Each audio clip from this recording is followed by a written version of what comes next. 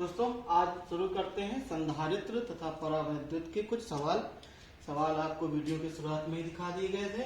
आइए एक एक करके उन सवालों को सॉल्व करते हैं। देखिए पहला सवाल है आपके सामने, एक संधारित्र को 100 वोल्ट से आवेशित करने पर, तो वोल्ट किसका मात्रक होता है? विभवांतर का, विभव का। तो V बराबर 100 वोल्ट। 100 वोल्ट से आवेशित करने पर वह 2 माइक्रो कूलाम आवेश ग्रहण करता है, अर्थात Q बराबर 2 माइक्रो कूलाम। माइक्रो कूलाम को हम चेंज करेंगे कूलाम में, तो 2 गुणे 10⁻⁻6 कूलाम। आपको याद रखना है, जब ये माइक्रोन का सिंबल हटाएंगे, साइन हटाएंगे यहाँ से, तो ये 10⁻⁻6 इसके गुणे में लिखेंगे, अर्थात Q = 2 micro coulomb. Micro coulomb को आप कूलाम में चेंज करेंगे तो 2 × 10⁻6 कूलाम। कहता है संधारित्र की धारिता ज्ञात कीजिए। तो धारिता के लिए सूत्र क्या होता है? C बराबर Q/V। इस समीकरण में मान अप्लाई कर देंगे। Q का मान कितना है? 2 गुणे 10⁻⁻6 और बटे में V का मान कितना है? 100 वोल्ट। 100, ठीक है। अब इसको हल कर लेंगे तो आप एक चीज ध्यान दीजिए, 100 को हम लिख सकते हैं 10⁻2 और 10⁻2 ऊपर जाएगा माइनस तो हो जाएगा, तो -2 और -6 ये हो गया -8। तो आपकी धारिता कितनी आ गई? 2 × 10⁻8 फैराड। धारिता का मात्रक फैराड, ठीक है।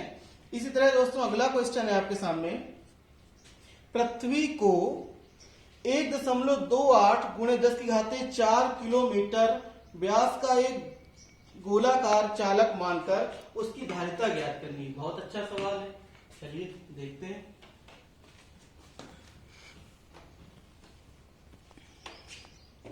कहता है पृथ्वी को 1.28 किलोमीटर, ठीक है ना, तो ये किलोमीटर, ये व्यास है, तो व्यास, पृथ्वी का व्यास कितना माना गया? 1.28 गुणे 10⁻4 किलोमीटर। एक चीज हमेशा ध्यान रखनी है कि हमें जो भी सवाल हल करने हैं वो MKS पद्धति में हल करने हैं, MKS प्रणाली में हल करने हैं, सॉल्व करने हैं। तो यहाँ पर आपका ये जो मात्रक है ये किसमें दिया हुआ है? किलोमीटर में। तो हम इसको चेंज करेंगे मीटर में।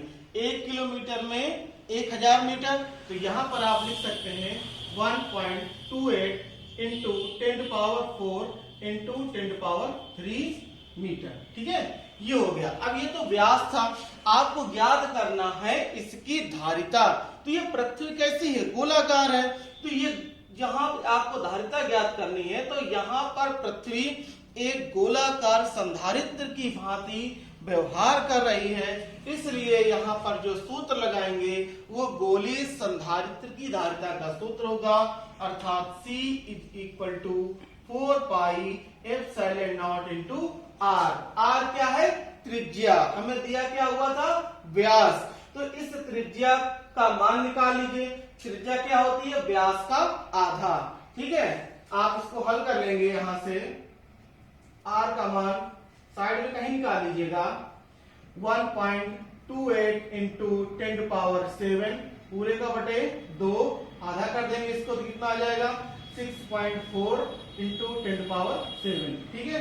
ये मान उठा करके आपको यहाँ अप्लाई करना है, ठीक है। दोस्तों आप देखिए, आपने यहाँ पर त्रिज्या का मान निकालने के लिए व्यास का आधा किया, दशमलव आप दाहिनी ओर 2 अंक ले जाएंगे तो यहाँ घातें कितनी बचेंगी? 5, और 128 का आधा 64, तो टोटल आपका आर का मान कितना निकला? 64 गुणे 10⁻5। ये मान उठा करके समीकरण में रख दीजिए, तो 1/9 गुणे 10⁻9 4πε0 का मान होता है 1/9 × 10⁻9। इंटू में आर का मान यहाँ क्या रखेंगे? 64 गुणे 10⁻5। आप इस कैलकुलेशन को सॉल्व करेंगे, ये 9 ऊपर चला जाएगा, माइनस तो हो जाएगा, आपका समीकरण यहां बचेगा 64/9 × 10⁻। अब ये 9 ऊपर गया, माइनस हो गया, तो माइनस का 9 और प्लस का 5, घातांक कितना बचेगा? -4, ठीक है। इस समीकरण को आप सॉल्व करेंगे तो आपका आंसर निकलेगा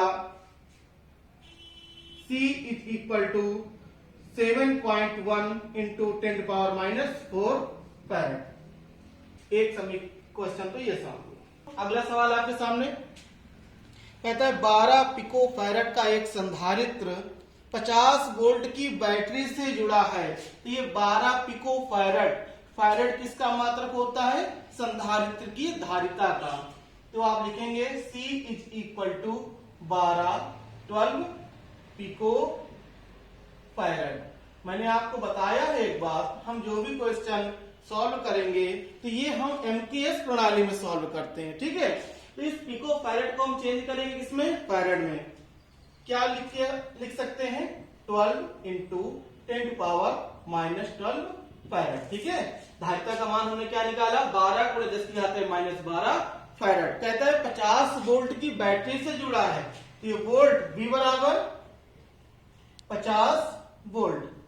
अब यहां पर देखिए ज्ञात क्या करना है, कह रहा है संधारित्र में कितनी स्थिर वैद्युत ऊर्जा संचित होगी। तो वैद्युत ऊर्जा के लिए सूत्र लगा देंगे U बराबर ½ CV²। C का मान दिया है, V का मान भी आपके सामने दिया हुआ है। देखिए कैसे सॉल्व करते हैं। 1/2 C का मान 12 इंटू 10⁻⁻12 इंटू V²। V का मान 50, इसका होल स्क्वायर कर देंगे। 2 से इसे कैंसिल किया, आ गया 6। तो पूरा मान हल करके 6 इंटू 10⁻⁻12 इंटू 50 इंटू 50। इस समीकरण को जब हम हल करेंगे तो हमारा आंसर निकलेगा 1.2। ठीक है। अब सबसे पहले आपको ध्यान रखना है कि जैसे 2 जीरो लगे हुए हैं, ठीक है, तो 2 जीरो हटाकर आप घाते भी तो लिख सकते हैं। उस आधार पे जब हम इसको कैलकुलेट करेंगे तो 1.5 इंटू 10⁻⁻8 और ऊर्जा का मान मात्रक जूल। ठीक है दोस्तों, आइए अगले क्वेश्चन की तरफ बढ़ते हैं। अगला क्वेश्चन आपसे कहता है समांतर प्लेट संधारित्र का क्षेत्रफल 100 सेंटीमीटर स्क्वायर है। तो क्षेत्रफल A is equal to 100 centimetre square, और इसको हम चेंज करेंगे मीटर स्क्वायर में। तो क्या लिख सकते हैं? 100 इंटू 10⁻⁻4 मीटर स्क्वायर। ठीक है। अगला मान क्या है आपके सामने? तथा दोनों प्लेटों के बीच विद्युत क्षेत्र की तीव्रता 100 न्यूटन प्रति कूलाम है। तो विद्युत क्षेत्र की तीव्रता E is equal to 100 newton प्रति कूलाम है। और आपको ज्ञात क्या करना है? प्लेट पर कितना आवेश है। क्या ज्ञात करना है? प्लेट पर आवेश का मान। देखिए दोस्तों, सूत्र होता है C बराबर Q/V। अब यहां से आपको मान निकालना है Q का। तो समीकरण क्या बन जाएगा आपके सामने? Q is equal to C into V। जरा गौर कीजिए, सवाल में ना तो C का मान दिया है ना ही V का मान दिया है। तो C क्या है? धारिता। और समांतर प्लेट संधारित्र की धारिता का सूत्र क्या होता है? हल करेंगे इसे तो Q is equal to C का मान ε0 इंटू A/D इंटू में V। ठीक है। अब देखिए यहां पर आपके सामने V का भी मान नहीं दिया है। तो एक सूत्र आपने पढ़ा होगा E बराबर V/D। तो यहां से V बराबर क्या हो जाएगा? E into D। तो इस समीकरण में V का मान क्या रख देंगे? E into D। जरा रख दीजिए। तो Q is equal to ε0 into A/D into में V का मान E इंटू D। आप देखिए D से D कैंसिल हो गया। आपके सामने Q के बराबर सूत्र क्या बन गया यहाँ पर? ε0 इंटू A और इंटू में E। अब देखिए तीनों मान आपको पता है।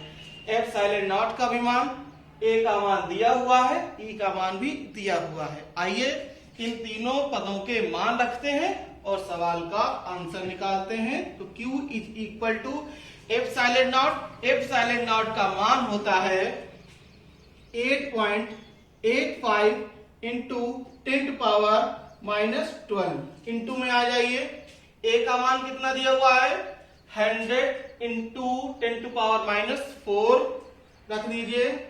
100 इंटू 10⁻⁻4 इंटू में ई का मान कितना दिया हुआ है 100।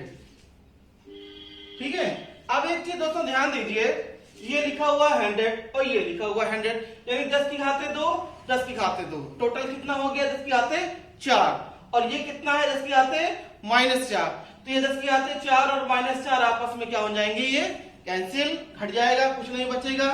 तो Q का मान आपका क्या निकला 8.85 इंटू 10⁻⁻12, और आवेश का मात्रक क्या हुआ कूलम। हल।